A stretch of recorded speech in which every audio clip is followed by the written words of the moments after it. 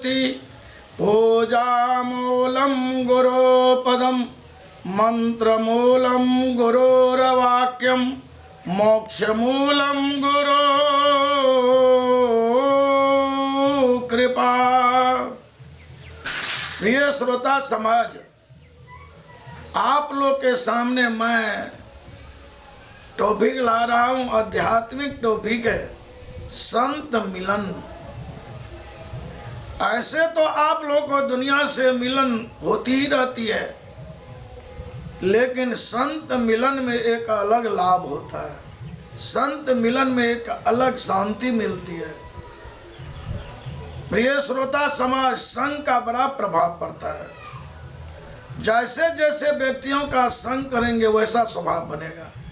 शराबी के संग में शराबी, जुआरी के संग में जुआरी, गजेरी के संग में गजेरी, गायक के संग में गायक, दुष्ट के संग में दुष्ट, और संतों के संग में आप सज्जन बन जाएंगे। इसलिए संत का मिलन आपके जीवन में बहुत बड़ा आनंदमय जीवन होगा, कल्याणमय जीवन होगा। देखिए, संत का मिलन से कैसे मानव का जीवन में भविष्य बन जाता है। थोड़ा सा ध्यान देंगे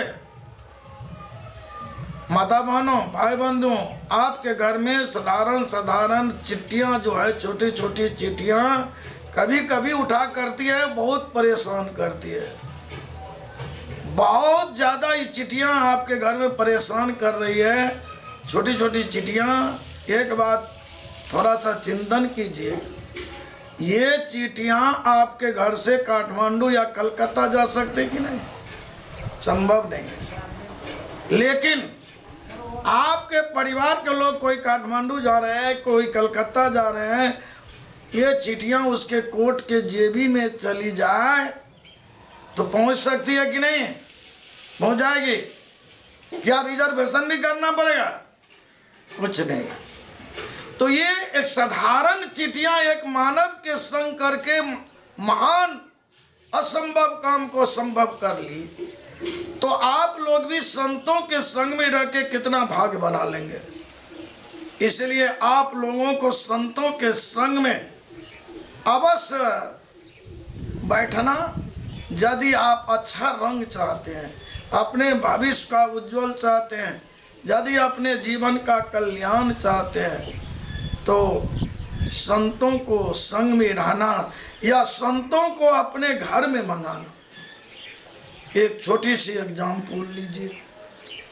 एक गांव में सत्संग हो रहा था और बहुत एक गरीब आदमी आकर महात्मा जी से कहे कि बाबा, आज मेरी कुटिया में आपका चरण जाता तो मेरा जीवन धन्य हो जाता।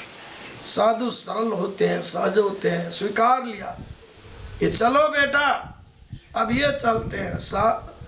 साधु भूखा भाव का, जैसे जहाँ मिठास रहती वहाँ चिटिया जाती है, चीनी में चुट्टी लगती है लेकिन नमक में नहीं लगती है।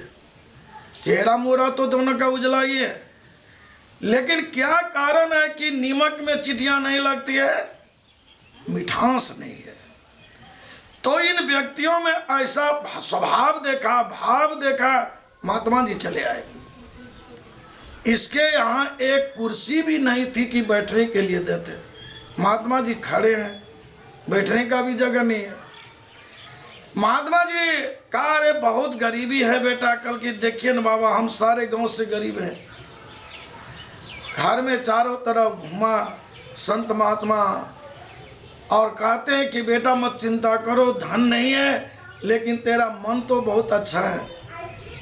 अरे तेरे पास संपत्ति नहीं है लेकिन भक्ति तो है, भाव तो है, कोई अभाव नहीं होगा। जहाँ भाव होता है वहाँ अभाव नहीं होगा। महात्मा जी जाने लगे तो डोरी पर एक बड़ा पत्थर, एक छोटा पत्थर था। महात्मा जी ने पूछा कि ये क्या है? तो ये बेचारे गरीब आदमी बोलते हैं कि बाबा ये लोढ़ी शिला है। कल के इस पर क्या करते हो? कल मसाला पीसते हैं बाबा, मसाला इत्यादि। कल अरे सुनो, ये मसाला पीसने वाला चीज़ नहीं है, ये पारसमणि है। ये बेचारा गरीब आदमी कहा कि बाबा पारसमणि किसे कहा जाता है? कहा कि अरे इसमें जो लोहा भिराओगे सब सोना हो जाएगा, तुम्हारे पास हंसुआ खुरपी है? ये बेचारे ने कहा कि 2 पुरानी कुल्हाड़ी भी है बाबा।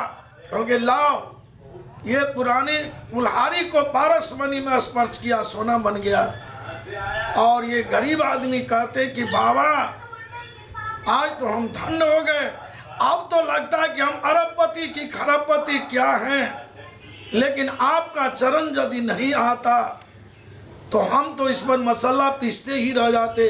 आज 12 बरस से इसको घर में रखे हैं, हम पहचानते ही नहीं थे ये पारसमणि है।